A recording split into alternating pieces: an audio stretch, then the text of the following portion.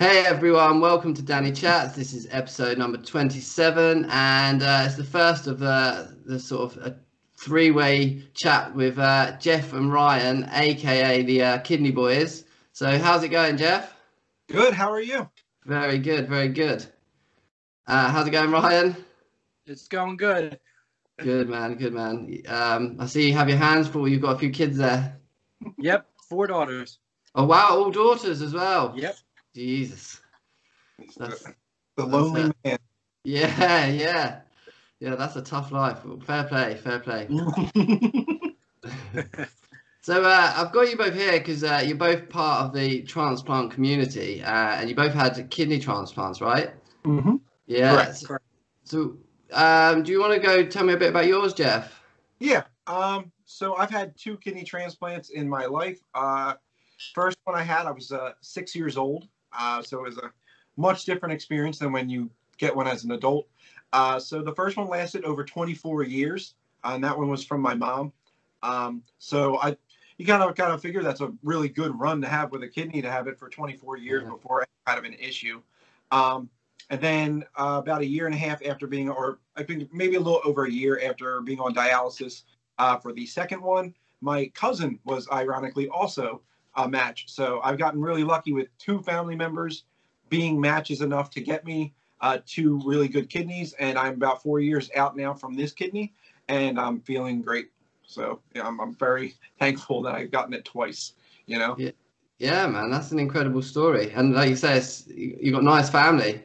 Yeah. It's always, it's a weird question to ask, like, it's not, can I borrow $5? Can I borrow your car for the day? No, it's, can I take one of your organs, please? And I'm going to need that for life. Thanks, though. Like, it's an odd question, but when you have good people in your life, good things happen. So yeah, that's really nice to hear. And how about you, Ryan? So I was diagnosed with kidney failure when I was about 3 years old, and I lasted 10 years until I was about 13 without needing dialysis or anything or transplant. And then I got really sick right before my 13th birthday in December, and the doctors basically say, you're going to need a transplant. And at this time, they were testing my sister and my mom and dad. And my mom and dad were the 2 best matches I had. But my dad was probably the better one of the 2. So they chose my dad. So this way my mom could take care of me was the reason. My mom was the one who was able to sit home and take care of me while I was out of transplant, where if it was my dad, he would have to take care of both of us, and it would have been probably a lot harder. So my dad chose to give me his kidney.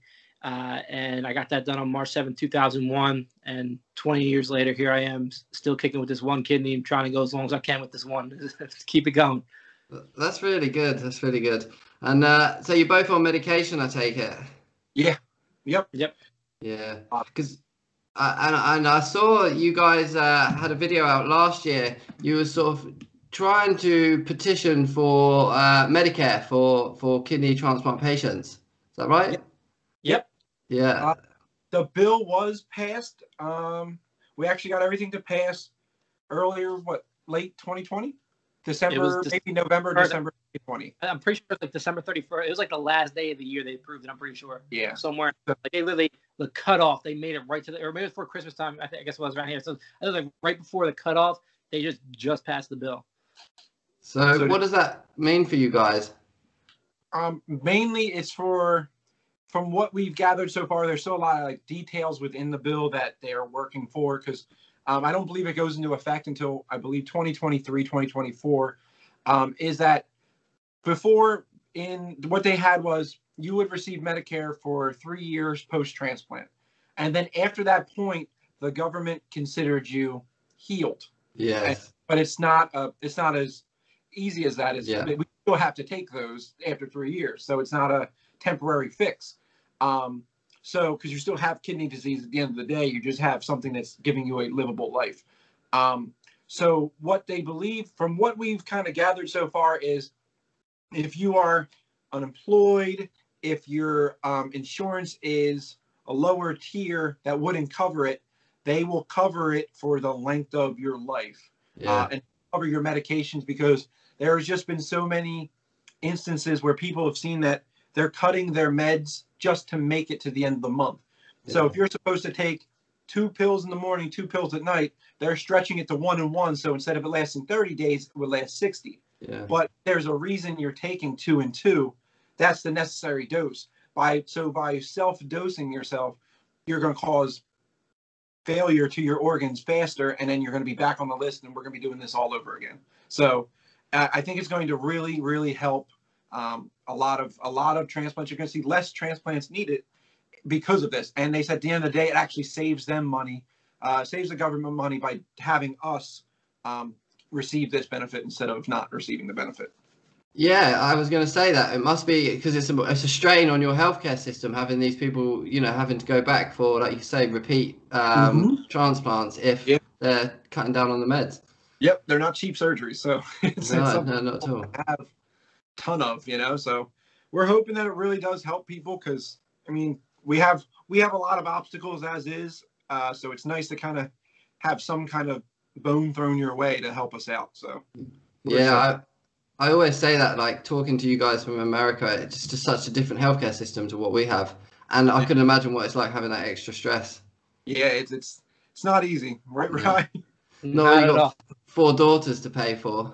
Yeah, not at all. You got to figure out ways around it and stuff like that. And like Jeff said, it is a strain, and that's been the biggest issue with it. And hopefully, like I said, with this bill, and it takes them about a year or more to even write it. That's why, even though it's approved, it doesn't mean anything on our side until they finish writing the bill of what they actually want it to cover. And they said it'll help, someone like me who has 4 daughters who I have to pay for them and their child care, their care because they're still little right now, then college and all that stuff. And the bills add up. It's not just, I'm not just paying for myself. I have a whole family to pay for. So it was the previous way wasn't all that friendly to me. Yeah. And like you say, I mean, you've got a family that relies on you, so you can't afford to be cutting down on your meds or doing crazy stuff like that. Yeah, exactly. Yeah. So how did you have you been friends forever? Did you meet because of the transplant? Are you sort of local to each other? So when I had my transplant in 2001, me and Jeff met actually at the lab right down at the Children's Hospital we both went to. So he had his at that point, I think, 8, 9 years, Jeff? So I was like 8, 9 years out. You were kind of fresh. I was fresh. I was within my first 3 months, not even that, maybe even sooner. And we were both wearing Allen Iverson stuff. I remember that too, because we're both huge Philadelphia 76ers fans, both AI fans. We're only a year apart. So, we really clicked on basketball, which was the main thing that we both grew up playing and watching, stuff like that. So that's where it all happened, where me and him first became friends, was literally just sitting in the hospital waiting for blood work and then going to the same doctor to get checked. And our appointments ended up always running around the same time every time. So we started to hit it off from there. And our first transplant games was my first transplant game. Sorry, not his. My first transplant games, we were on the same basketball team and found out that he had moved not too far from where I had lived. And we started hanging out from there. Yeah. So how did you find out, because I'm interested in the transplant games, how did you find out about joining the team?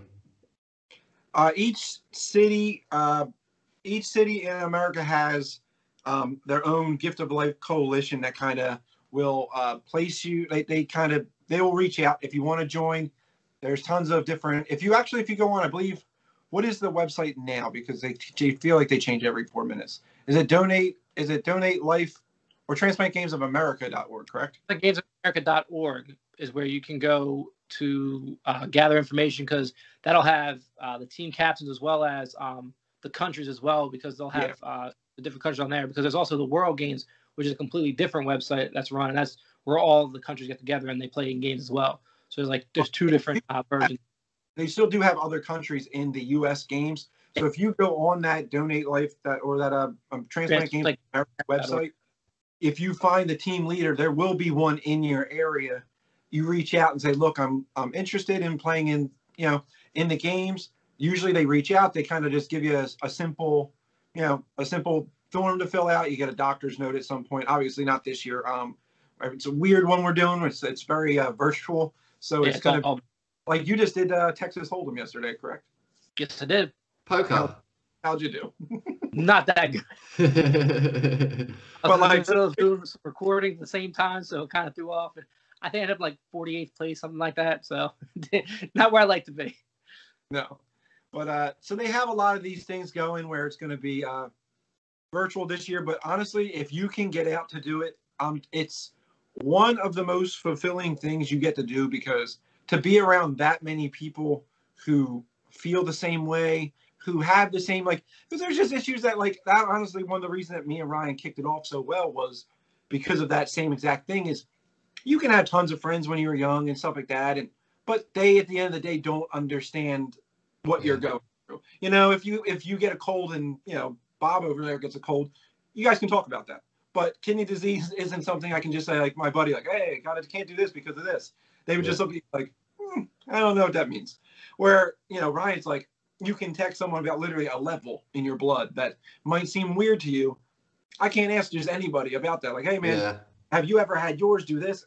And it's something that you can bounce off each other. So when you go to something like the Transplant Games where everybody is the same, like everybody's going through the struggles you do, it gives you a boost that you might need if, like, you might be struggling with something transplant related, to see, like, okay, this person made it out of it. This is, you know, different methods to kind of maybe help you health wise of any sort. It's just amazing to be around that many people who love the fact that they've received the gift of life. Yeah. Yeah, I mean, everyone I've spoken to about it, I've done a few little sort of series on it now, and it does sound so great. But like you said, it's cancelled. Well, ours is cancelled this year. And the next World Games is, I think, Australia 2022 next year. Yeah. I did just see something for that. So, but yeah. I mean, we've never done the World Games. I can say I don't think we've ever. We want to. I think it's something different. It depends on the sports and stuff that they offer. Because I'm not the most fleet of foot, so so like that's why we like the lyrics for life thing. It's, you don't have to be athletic, you just have to like music. So yeah, what is the lyrics for life thing? Do you want to? Because we'll talk about that in a minute, because you two are kind of known as, that's how I found you, the Kidney Boyz, and you make music, right? Yes, correct. Yeah, and you've got a song, Don't Give Up and Stay Positive, those two songs? Think Positive. Think Positive, that's it. Don't Give Up, Rejection, and Overwhelming Feelings are the 4 we have out currently. Nice. But all transplant related, and all pretty much straight from our stories as we've lived it. So yeah, so how did that come about? As kids, when we were younger, still, like, obviously we had a lot in common. So, like, things we had in common was we liked rap music, we liked basketball, and we had both had kidney transplants. So it was something that, like, when we were 17, 18 years old and we were younger, it was something you did on a Friday night. We would just, like, write raps down, and we just thought it would be, like, just it's something to pass the time, you know? So it was cool. We would record it. We found, like, the cheap recording stuff. We had, like, a microphone from that Rockstar game back in the day, with a PlayStation game. We plugged that in. We'd get in our bathroom, we're like, this is the best acoustics ever. Yeah. And we would just, like, that would be Friday night. We'd just do that, and then, like, this is awesome. And then we thought one day, like, why don't we do something like kidney related? Let's do something for Transplant Games. And it just so happened that year. What did they do that year why we wrote it? We wrote it for. It was the living donor ceremonies what they had, and we had put into the song that we had worked on together, and asked if we could perform it at the living donor ceremony, since we both had living donors, and they accepted it. And it was great. Like, it was great to perform in front of my dad, and for him to perform in front of his mom. They were both there at our ceremony, at that ceremony. Yeah. And it meant a lot to us. It meant a lot to them. And it's why we actually started writing anyway, just to tell our story, but also to give light to what we went through and how we got through it and stuff like that. And that was just the beginning. Like Jeff was saying, that was in 2006, I want to say, in Wisconsin. And we did that in what was it? 2000. Lyrics for Life? Yeah, Lyrics for Life. So it would have been like 3 years ago, because it would have been 6 years ago. Because we were last year didn't happen. That was 2020. So 2016 is when they started it, because we're back to back, right? 5 years ago.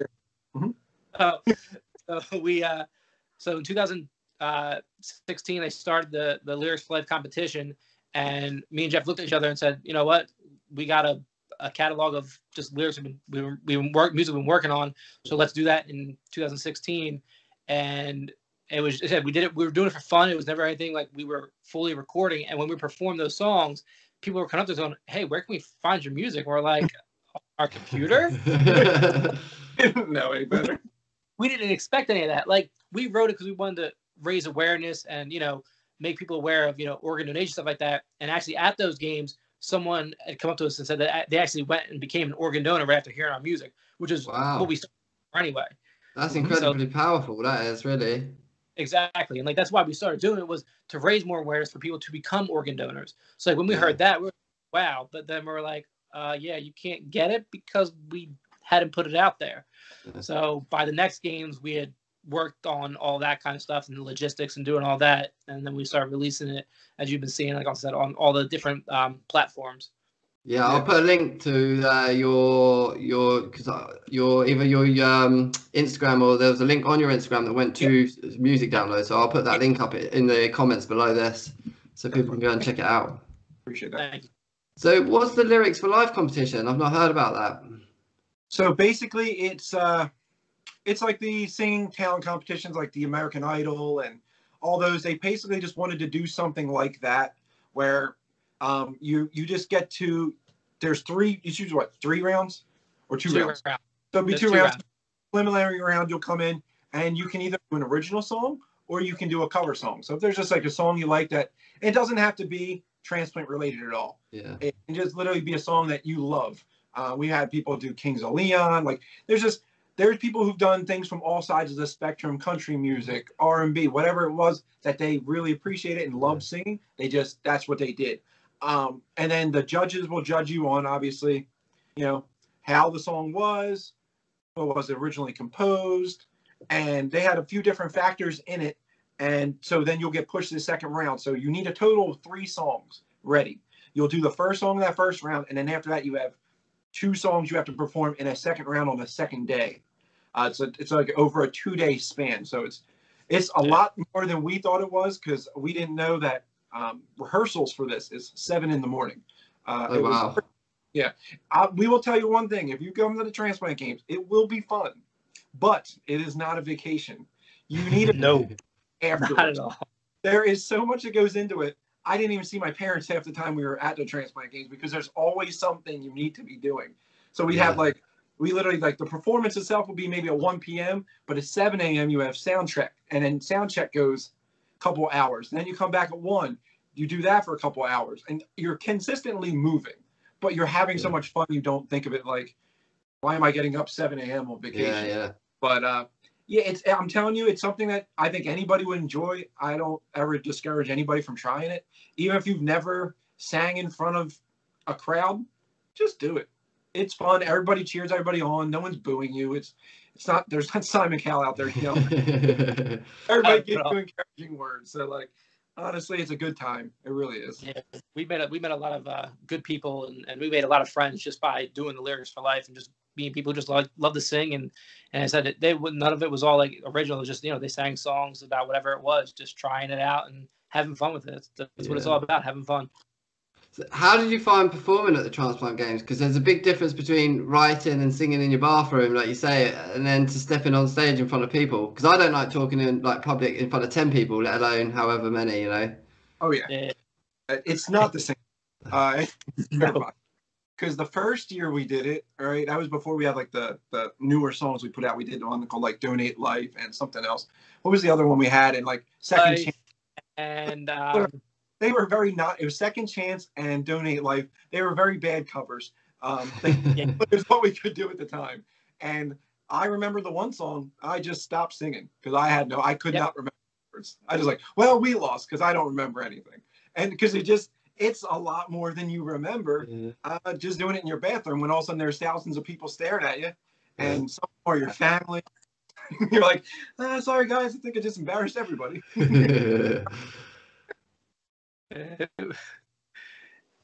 That was Ryan's he looked at me I don't know the words, and I was like, me neither.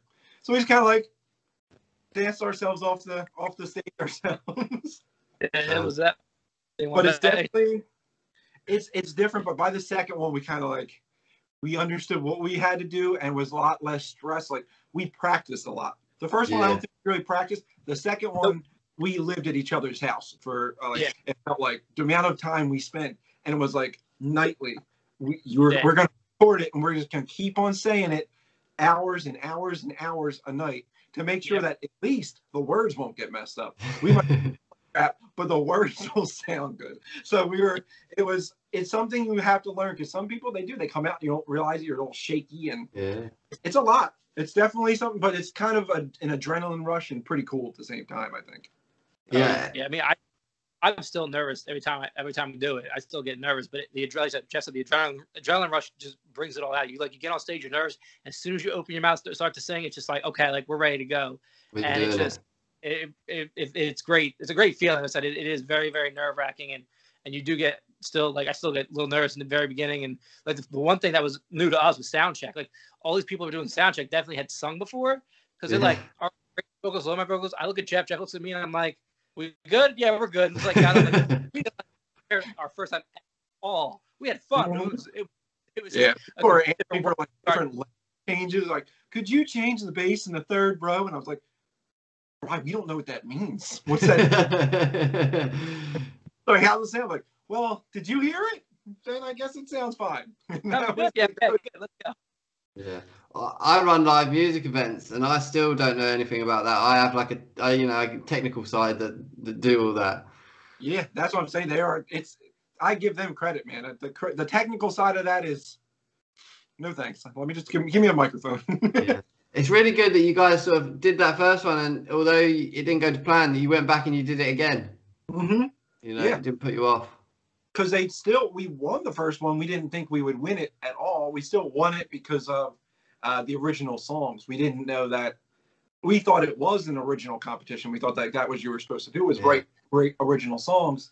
And so they tricked us first, because remember, he said it wrong. It was like that Steve Harvey moment where he said the wrong name. He said, like, coming in second place, and he said the Kidney Boyz. I mean, we were just excited, like, oh, cool, we might actually get a medal here. And they said, no. Awesome. And we looked at each other like, okay, well, we're not winning it. So we were kind of hoping we were going to get it second. Like, that would be good, but I guess we're not going to win. Oh, well, let's clap for the win. The best part, if you forgot, they brought our parents, my dad and his mom, on stage to hand the medals out to everybody on stage. Hey, you got, yeah, sure. And then given a second, I said, oh, no, wait, you get nothing. And we were just like, what? And then they wound up giving us gold anyway. So they tricked us.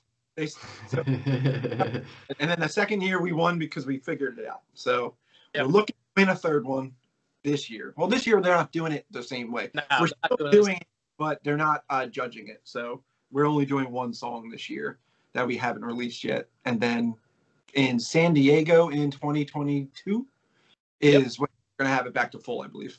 Yeah. Is it virtual this year then? Yeah. That instead of doing like live performance kind of thing, we had to record like a music video, which we've never done before. Wow. So that was cool. Yeah. So we're waiting for that to get finished editing, and then we send that into them, and they're going to judge your music video instead, because they just figure if you have this kind of time and you like your own space, make it your own, do something fun and creative with it, since we're going to be doing it online. Yeah, that's a really cool idea, doing a music video. But that was fun. Something different. It was definitely different, but I think we did good. We'll see. Yeah. So apart from the music, is there any other plans for you guys? What else do we have planned? Well, we do. We're big into trying to get podcasting together, because we like talking, and no one else wants to hear us, so we're just going to keep on we're going to put it out there so someone else will. So we keep opening our loud mouths. So we're trying to figure out. We used to, for a while, we were doing this thing called a Kidney Cast, where we were kind of monthly giving updates on transplantation and stuff. And then obviously with the pandemic hitting, it kind of became me and him didn't see each other at all for, I think, when we did this music video, last week? Yeah. That was the first time I've seen him in 15 months. So we just figured with all this going on, it's unnecessary for us to, put each other, especially with, the way that Zoom grew and all these different face-to-face apps. It's like its best scenario is to just avoid contact until necessary, kind of thing. So we're looking to get into something like that. We definitely would like to get the Kidney Cast back off the ground now that we can do a lot of this stuff virtually, and kind of just do what we know about transplantation and kind of see anything we can do to raise awareness. So that's honestly what our big goal is here. Yeah, I like the Kidney Cast. It sounds good. And if with a K, we did the double K. Yeah. But yeah, so we just want to raise awareness, man. It's a big thing. It's amazing too. Also, when you go to the transplant games, it kind of is. You don't realize how many people don't understand at all what it is. So like, because there's thousands of transplants there, when you go to somewhere like a restaurant or something like that, they know, because everybody has their team shirts. You try to represent your city anywhere you go. So you have your team shirts on, and you actually get these, like, the restaurant staff and stuff to start asking questions, which is the goal. But you'll say, like, what is a transplant? Like, I didn't even know what it is. I just thought, like, something like this and that's it. So it's really is pivotal that people who have that kind of a platform to raise awareness as much as you can, because it's honestly something people just don't understand. It's not that people are being ignorant to it. People just don't know what you are going through. So if you can get that information out there, it makes everybody, that much more aware of what you're going through. And I think that can only help, especially with the organ donation move. So I think everybody thinks of transplants as like for old people. Yeah. So they think dialysis is just something you do towards the end of life. If things go, they don't know that there are kids who are sitting on dialysis at 7, 8 years old, and that's part of their day, so it is a lot of just raising awareness. Like what you're doing is awesome. I think it's tremendous that you get transplants on every week, and just, different scenarios with different people, showing that like everything's not cookie cutter, but there's, these people are just like you and me. We just have a little bit different way of doing things. Yeah. And there's plenty of stuff to do after transplant. I mean, that was my kind of, not worry, but my thought was, what's life like after a transplant? I hadn't spoke to anyone that had a transplant. I'd never met anyone that I could remember. Right. So the idea of these videos as well is, like you say, I mean, they can see like you guys are out doing music, you're doing the transplant game, so it just inspires a bit of hope, I think. Yeah. Oh, exactly. It is really one of them things, because it's as common as it is, it's also that rare. Like, because obviously being in that community now, we see and know so many people, but you do sometimes, like that first transplant. I thank God that sometimes that I'm a kid when that happened, because I didn't think too much into it. I was just like, I thought it was, you go through and then you go about your life, and you take medicines every day, and you go see the doctor a lot more than normal people. That's all I thought it was. But then after going through it as an adult, you realize like the true issues that you can go through, because as an adult, you have a lot more responsibilities, and like work will try to work with you, but at the same time, it's not, and then this pandemic added a whole extra layer if you're someone who's immune suppressed like us. So it's a lot to deal with. Definitely. Yeah. But you guys are obviously doing great. Yes. So far, so good, right? Keep myself inside as much as I can. So yeah. Have you got, I know you've had both your vaccines, haven't you? Yes. You had yours now as well, Ryan? Yep, I have. I got mine a week after him, actually. I ended up getting mine done. Nice. Because you had yours on your birthday. Is that right, Jeff? Yeah. It was my second one was on my birthday. Weird birthday present. Excited. I know we found out that, like they said, it's sadly not as effective as we thought it would be. So we're working with that still. But I mean, it felt like a little bit of relief, and I'm just glad that a lot of people are getting it at this point, whether they're transplants or not, because at the end of the day, that really helps us. If more people have it, because right now, with us not having really much we can do about it, if everybody else kind of does their part, it makes it less likely for us, because it's just right now. Otherwise, we gotta, but it's something we basically always have to deal with. If the flu is something we got to watch out for, necessarily. So it's not nothing new to us. It's just, something new to everybody. So we like to get some information before we really know what's going on. So because I mean, I had the flu jab pretty much most years anyway. So it's not really uncommon for to have a jab for me. Yeah, that's what we kind of figured. It's like, if it's just another shot you're going to get every year, that's fine. Just give it to me. And then... Whether you get the shot or not, I mean, for me, I've gotten the shot, and I've been hospitalized 3 of the last 5 years. I've been hospitalized with the flu. Yeah. So, like, for me, like, even getting it sometimes doesn't help me. I still get hospitalized with the flu. So, like, that's why I'm even more cautious with this, because I've lost a couple people in my life to this pandemic. And, like, they were, going through somewhat of issues or whatever it is. So, like, I'm good. Like, I'll keep myself as healthy as I can and all that kind of stuff, and just stay away from people and, be as safe as I can be as I get in the shot. Basically, from what the doctors told me, you're basically you're as if you never got the shot right now until they figure something out. So continue to live your life as a pandemic. I'm like, all right, cool. I'll be living my life in a pandemic still. Like, it sucks, but like, you gotta kind of do it to stay alive right now. I got 4 kids to take care of, so I can't go risking anything. Yeah. I totally understand. And you're right. Just do everything you can to stay safe still. Can't blame. Yeah, but hopefully it's all clearing up and things are changing, like you say. Next year we will be back to the Transplant Games and stuff. I hope we missed it. We didn't realize we missed it that much until it didn't happen. Like it's just something. It's very exciting. We do it every other year, and it's just like it's that one like cool week where you're with your people. You're with your people, and it is its own family. When they're the same people when I got my transplant. Half the people on Team Philadelphia were reaching out right away. Just, hey, how was everything going? Do you need anything? It's just like it's that own version of the family that understands completely what you're doing, and it really, and that's different than anything I've ever been to. Nice. Yeah, it's the community, the family, everything. It's a sad time at the same time because like you're with donor families and all that kind of stuff as well as living donors. But it's sad, but it's a happy sad. Like you're sad together, you're happy together. It's an emotional week, but it's a fantastic week all at the same time. Yeah, agreed. Yeah, man. Well, hopefully, if you they'll have a World Games in America as well, so I can come over and catch up with you guys. Yes. Oh, definitely. That'd be cool. Well, thank you very much for taking some time out to talk to me. I know you're both busy. Oh no, thank you. We really appreciate you reaching out. Yeah, no, it's great. And like I say, I'll put a link for anyone that wants to check out the Kidney Boyz music and your Instagram and everything. It'll be below this video. Perfect. Thank you Brilliant. so much. Thank you, guys. See you later. All right, take care. Bye-bye.